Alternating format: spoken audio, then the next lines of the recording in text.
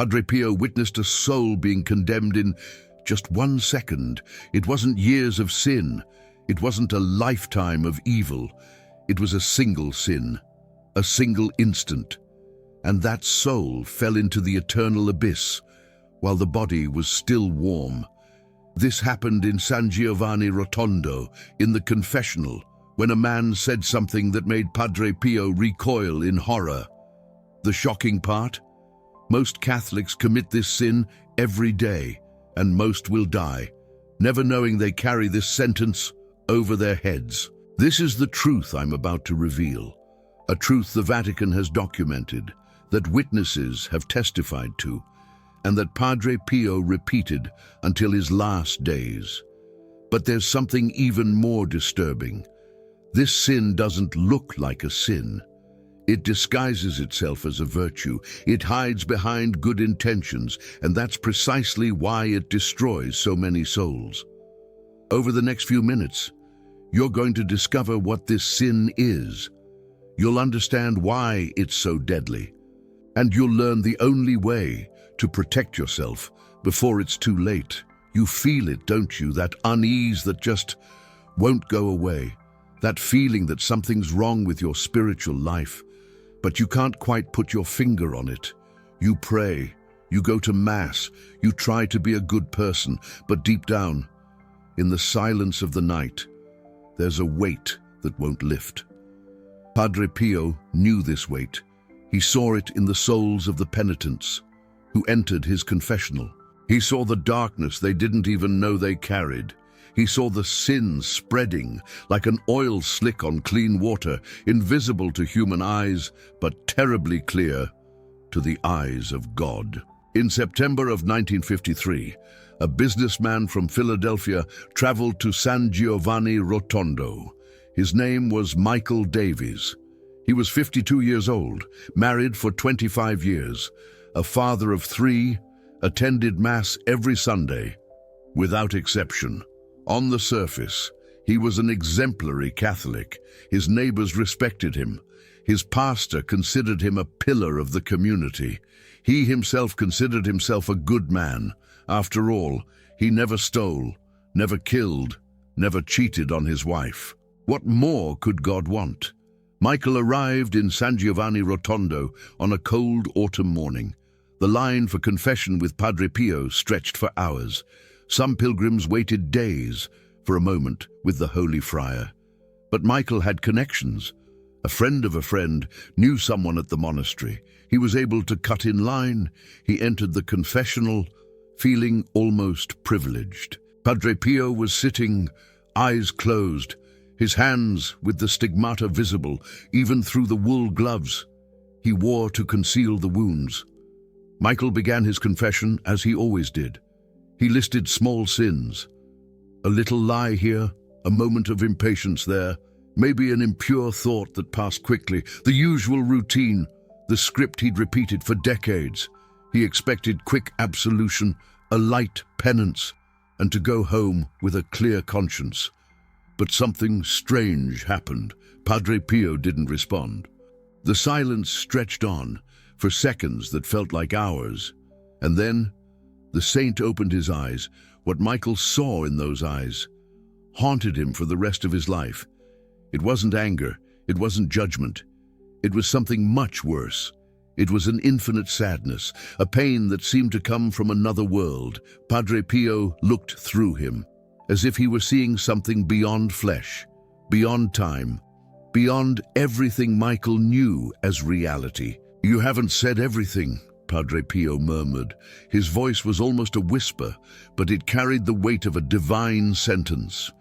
Michael felt the blood run cold in his veins. "What more could I say, Father? I confessed everything." Padre Pio shook his head slowly. "No, you haven't confessed the sin that is killing your soul, the sin you've been committing for 20 years, the sin for which your soul will be condemned if you die tonight." Michael began to tremble. He mentally reviewed his life. Where was this terrible sin? He didn't steal, he didn't kill, he didn't commit adultery. What could be so grave? Padre Pio closed his eyes again, as if he were hearing a voice that no one else could hear. And then he said the words that would change everything. "You do not forgive." Michael blinked, confused. Forgive? What did that have to do with mortal sin?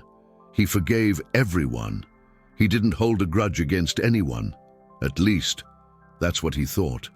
But Padre Pio continued, "Your brother, 20 years ago, you say you've forgiven him. You believe you've forgiven him, but your soul screams the truth. You have never forgiven him. And as long as you don't forgive, every communion you receive is a condemnation. Every mass you attend is a testimony against you. You've been living a spiritual lie for 2 decades. Michael's world collapsed in that instant. His brother, 20 years before, his brother had betrayed a family business deal, had stolen an inheritance, had lied and manipulated. Michael said he forgave him. Everyone in the family said he forgave him. There was a public reconciliation, hugs, tears, promises to move forward. But deep down, in the darkest place in his heart, Michael still held the poison. He avoided his brother when he could. He felt secret satisfaction. When things didn't go well for him, he wished, in silence, for him to suffer. Is that forgiveness? Padre Pio saw all of this. He saw every bitter thought, held for 20 years. He saw every hypocritical prayer, every sacrilegious communion, every incomplete confession. And he saw something more. He saw Michael's destiny if he died in that state. He saw the soul fall like a stone into dark waters. He saw eternity without God. "I saw," said Padre Pio, and his voice was filled with an emotion that Michael would never forget. "I saw what happens to souls that hold on to this sin. It's not the great evils that fill hell. It's the small grudges, the cultivated resentments, the wounds we refuse to heal. I saw a soul being condemned in 1 second, a single second. At the moment of death, she had a final chance to forgive, a fraction of time in which God offered mercy, and she refused. In that second, eternity was sealed." Remember well what I'm about to tell you, because what happened next completely changes what we know about divine mercy. Padre Pio told Michael about a vision he had years before, a vision he rarely shared, but that, at that moment, he felt the need to reveal.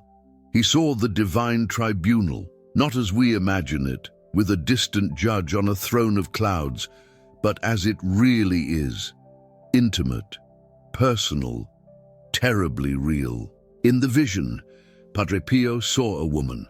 She had lived an apparently good life, Mass on Sundays, daily prayers, occasional charity, but there was one person she couldn't forgive, a neighbor who had spread lies about her decades before.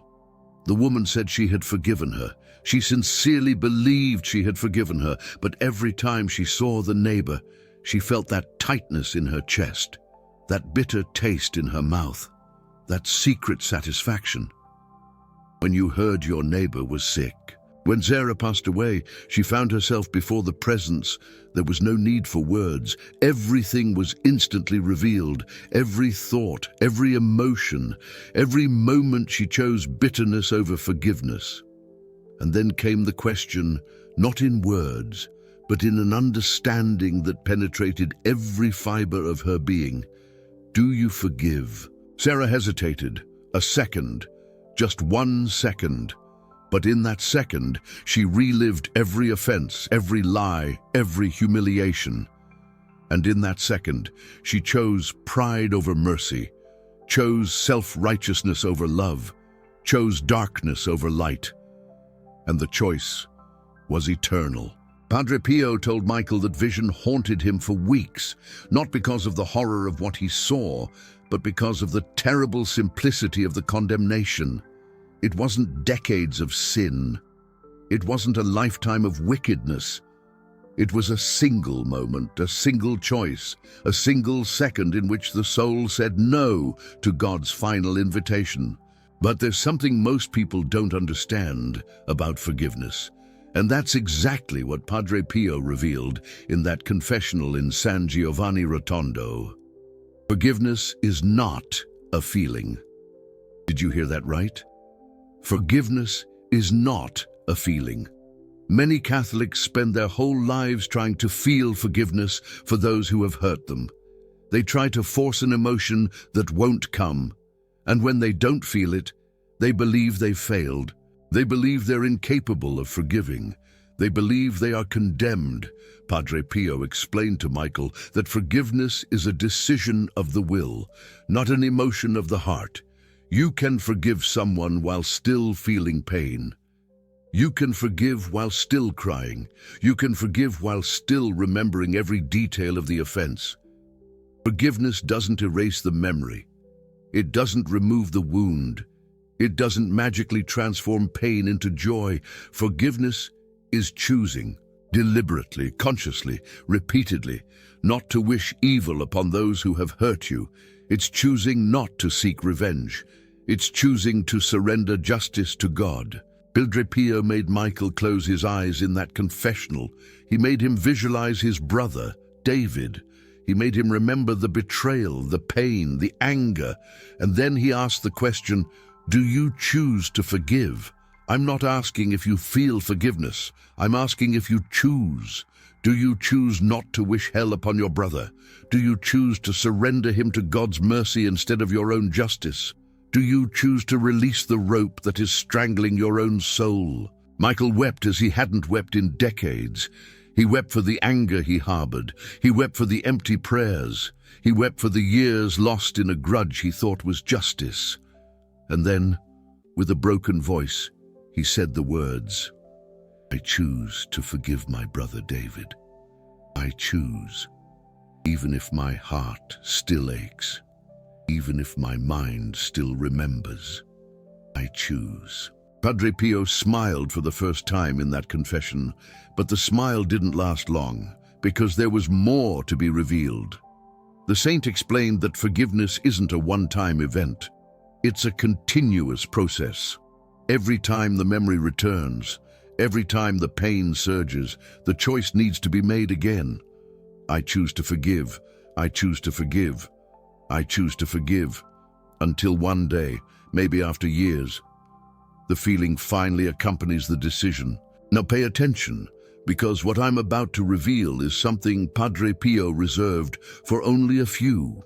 There is a specific prayer he taught for cases of difficult forgiveness, a prayer he said he learned directly from the Virgin Mary, Our Lady of Guadalupe, during one of his nighttime visions. This prayer wasn't long. It wasn't elaborate, but it carried a power that Padre Pio witnessed transform the most hardened souls. The prayer was simple. Lord Jesus, I choose to forgive, name, place upon him the grace I cannot give, protect him with the mercy I cannot feel, and free my soul from the prison I built with my bitterness. Padre Pio said this prayer should be prayed 3 times a day, upon waking, at noon, and before sleeping, and it should be prayed even when the person doesn't feel like it, especially when they don't feel like it. Michael asked how long it would take, how long until he felt like he had truly forgiven. Padre Pio looked at him with those eyes that saw beyond the visible. It may take days, it may take months, it may take years, but if you are faithful to the choice, one day you will wake up and realize that the pain is gone, not because you forgot, but because you surrendered. And on that day, you will understand that forgiveness was never about freeing the other person. It was about freeing yourself. The story of Michael Davies spread among the pilgrims of San Giovanni Rotondo, not because he told it. Padre Pio never revealed confessions, but because Michael changed so visibly that people asked. He went back to Philadelphia and sought out his brother David, not to confront him, not to demand explanations, but to say 3 words, I forgive you. His brother David was silent. After 20 years of estrangement, there were no adequate words, but something changed between them, something invisible but real. Michael lived another 15 years after that confession, and in each of those years, he prayed the prayer that Padre Pio taught, 3 times a day, every day. He told his children that that prayer saved his soul, that without it, he would have died in mortal sin without knowing, that he would have met eternity carrying a weight he didn't even know existed. But the story doesn't end here. Padre Pio revealed something else to Michael, something that connects forgiveness with a spiritual phenomenon that few understand. He said that people who hold grudges create an opening in their spiritual protection, a door that dark entities can use to influence, torment, and eventually destroy. This isn't metaphor. It's not figurative language. It's spiritual reality that Padre Pio witnessed countless times. In his nightly battles with demons, phenomena documented by witnesses who heard screams and found Padre Pio injured in the morning. He learned the enemy's favorite entry points, and resentment was at the top of the list. Demons don't need much. They just need a breach, a cultivated resentment, a nurtured bitterness, a wound licked instead of healed. With that, they build fortresses. Padre Pio told of a specific case that happened in 1947. A woman from New Jersey came to him in despair. She couldn't sleep. She heard voices. She saw shadows. She felt an evil presence that followed her everywhere. She had already consulted doctors. She had already had tests done. Everything was normal. But she knew something was very wrong. In confession, Padre Pio immediately identified the source. That woman harbored a deep hatred for her deceased mother-in-law. The mother-in-law had been cruel for years. She had humiliated the woman in front of her husband. She had tried to destroy the marriage. She had poisoned the children against their own mother. And when she died, the woman felt relief. Not sadness, not mourning, relief, and deep down, satisfaction. She was happy. Her mother-in-law was dead. She wished she was suffering. And that wish became a prayer in reverse. Harboring resentment against the deceased, Padre Pio said, is especially dangerous because there's no possibility of earthly reconciliation, no chance for confrontation or resolution. The hatred becomes trapped, festering, poisoning the soul from within, and the demons take advantage. They use that hatred as a rope to pull the soul further and further down. Padre Pio spent hours with that woman, not in a formal exorcism, but in something more subtle and more powerful. He guided her through forgiveness. He made her verbalize what her mother-in-law had done. He made her cry the tears she had held back out of pride. And then he made her choose to forgive a dead woman who would never ask for forgiveness, choose to release a memory that had turned into a prison, choose to return to God the justice she had taken for herself. The transformation was immediate. The woman said she felt as if invisible chains had been cut. The voices stopped. The shadows disappeared. The evil presence was gone.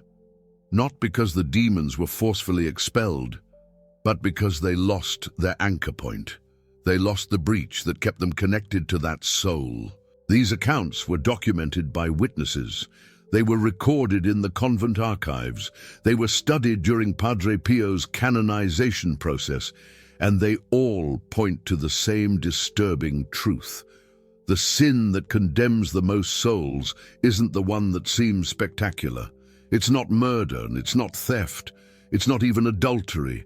It's something much more common, much more accepted, much more invisible. It's resentment disguised as justice. It's bitterness dressed as entitlement. It's pride masked as dignity. Padre Pio used to say that the devil is like a chained dog. He barks, he growls, he shows his teeth, but he can only bite those who get too close. And resentment is exactly that. It's getting too close. It's entering the enemy's territory, thinking you're protected. It's opening the door of your house and inviting darkness in. But hold on. because there's an even deeper revelation about what Padre Pio understood about forgiveness and its connection to the moment of death. In his later years, especially after 1960, Padre Pio spoke frequently about what he called the second end, that instant between physical death and the particular judgment, that moment outside of time when the soul can still make one last choice. He said that many souls are saved in that second, souls who lived imperfect lives, souls who carried unconfessed sins, souls who never found a priest to guide them. In that final second, God offers one last chance, one last opportunity for repentance, one last door open before it closes forever. But that second has a condition. The soul must be willing to forgive, no matter who, no matter what, no matter how deep the wound. If in that second the soul still harbors resentment, if it still wishes evil on someone, if it still chooses self-righteousness over divine mercy, the door closes, and what could have been salvation becomes damnation. Padre Pio saw this happen more than once. He saw souls arrive at that second carrying wounds they never wanted to heal. He saw the light offer mercy, and the soul respond with bitterness. He saw eternity being sealed not by terrible crimes, but by silent refusals. And every time he saw it, he wept.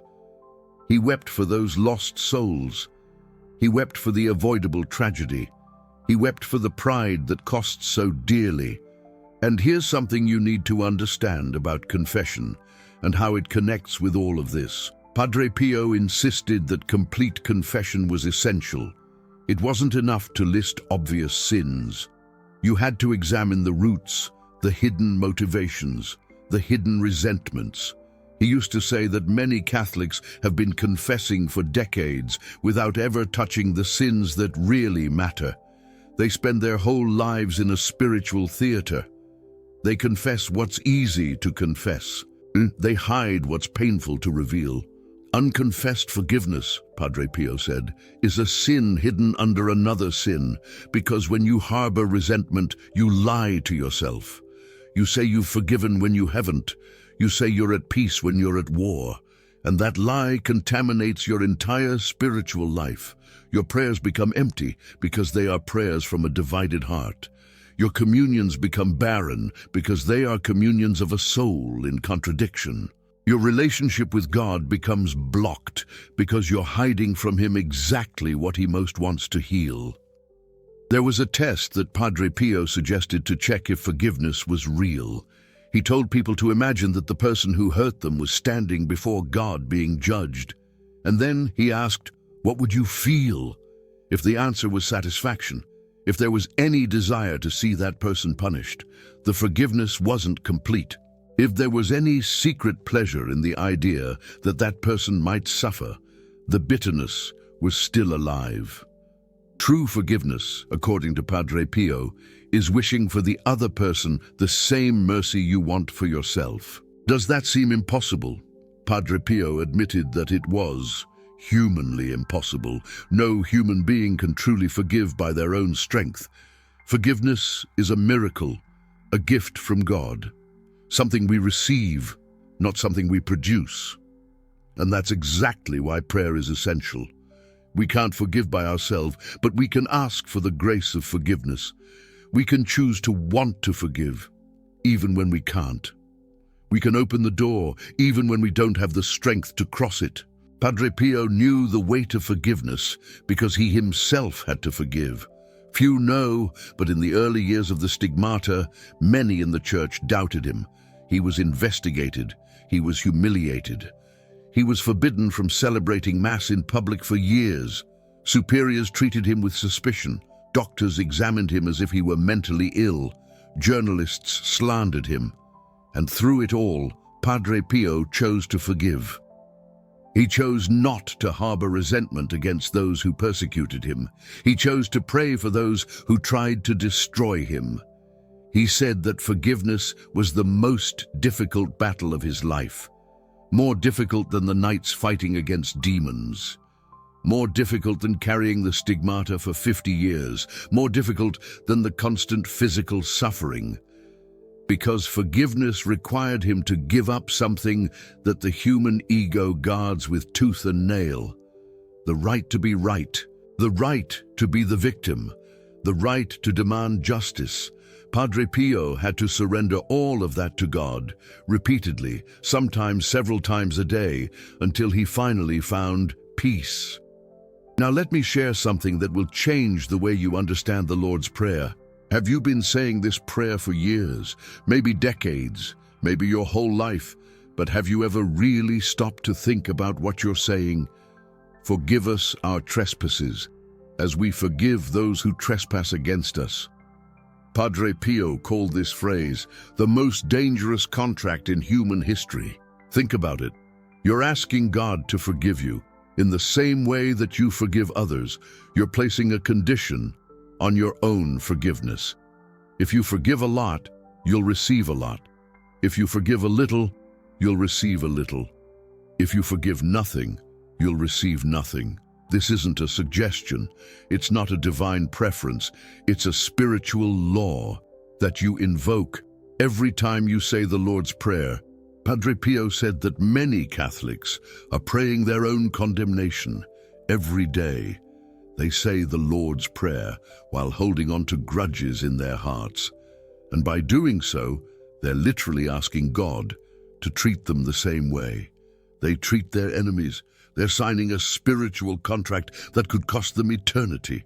But wait, because there's something even deeper that Padre Pio revealed about this passage. The forgiveness that God expects isn't perfect. It doesn't have to be complete. It doesn't have to be felt. It just needs to be chosen. When you say the Lord's Prayer, you're saying to God, I choose to forgive. I may not feel forgiveness.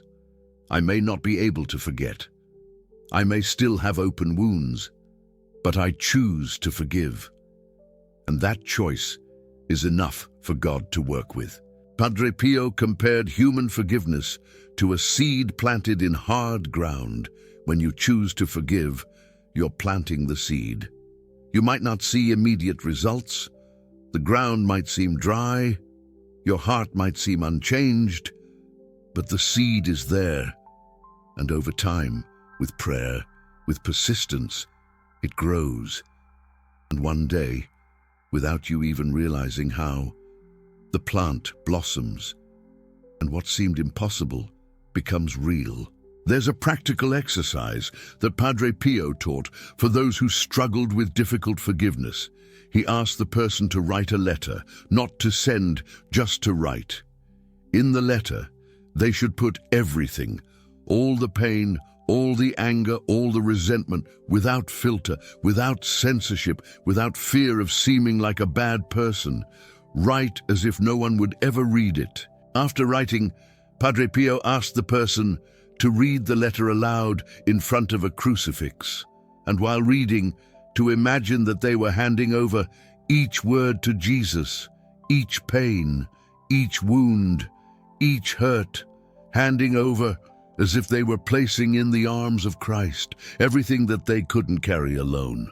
And then, the final step, burn the letter, watch the words turn to ashes, and while it burns, pray the prayer of forgiveness. Lord Jesus, I choose to forgive. Place in them the grace that I cannot give. Protect them with the mercy that I cannot feel, and free my soul from the prison that I built with my resentment. Padre Pio said that many people needed to repeat this exercise several times, some for weeks, some for months, some for years. Each letter revealed a deeper layer of pain, each burning released a little more of the soul. Until one day, there was nothing left to write. Not because the memory had disappeared, but because the poison had been drained. And you, if you're listening to this and feel the weight of an old grudge, if there's someone you can't forgive, someone who hurt you in a way that seems unforgivable, I have something important to tell you. What I just revealed isn't just information, it's an invitation. An invitation from Padre Pio across the decades for you to do today what Michael Davies did in that confessional in San Giovanni Rotondo. Choose, don't feel, choose. You might be thinking, but I can't forgive that person. What they did was too much. The wound is too deep. The damage is too great. And I understand. Padre Pio understood. God understands. But the question isn't whether you can. The question is whether you choose. Do you choose to want to forgive? Do you choose to ask for the grace of forgiveness, even if your heart resists? Do you choose to plant the seed, even without a guarantee of harvest? If the answer is yes, even a hesitant yes, even a yes through tears, even a yes that doesn't know if it can, that yes is enough, that yes is the first step, that yes is the door that opens for the grace of God to enter and do what you can't do alone. This video didn't happen by accident. Millions of videos on the internet, millions of possible distractions, and you're here, listening to a truth that can change your eternity.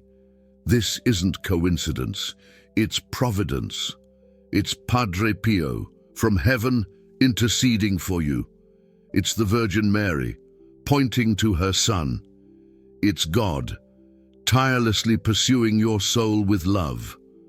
If this content touched you, if you felt something move inside you while listening, there's a way to ensure that more people receive this message. The super thanks button that you see down there isn't just a donation. It's a partnership in the mission. It's you saying, these truths need to continue reaching more souls. I want to be a part of this. Each contribution, no matter the amount, helps to keep this work alive, helps to reach more people who need to hear exactly what you heard today. Padre Pio dedicated his life to saving souls. He spent up to 18 hours a day. In the confessional, he suffered constant pain from the stigmata. He fought against demons every night, and he did all of this for a single purpose, so that fewer souls would be lost, so that more people would find the way, so that the mercy of God would reach those who needed it most. This channel carries that mission. Each video is an attempt to bring forgotten truths to a world that desperately needs to hear them. And when you support with super thanks, you become part of that mission. It's not about me. It's about continuing the work of Padre Pio. It's about ensuring that these messages continue reaching those who need them. But let's talk about what you can do now, at this moment, to begin your journey of forgiveness. Padre Pio gave specific instructions for the first step, and these instructions are as valid today as they were 70 years ago. First, identify who is the person you can't forgive. It might be obvious: an ex-spouse, an absent parent, a friend who betrayed you, or it might be less obvious: yourself, for past mistakes, God, for allowing suffering, life, for being unfair. Clearly identify who or what you need to forgive. Second, recognize, admit to yourself that the rancor exists. Don't minimize it. Don't hide behind justifications. Don't say you've already moved on when you haven't. Be honest about the pain you carry. Padre Pio said that God can't heal what you don't admit is wounded. Third, choose. Make the conscious decision to forgive. Say it out loud if you need to. I choose to forgive this person, not because they deserve it, not because the pain has disappeared, but because I choose to free myself. I choose not to carry this weight. I choose to obey God, even when my heart resists. Fourth, pray.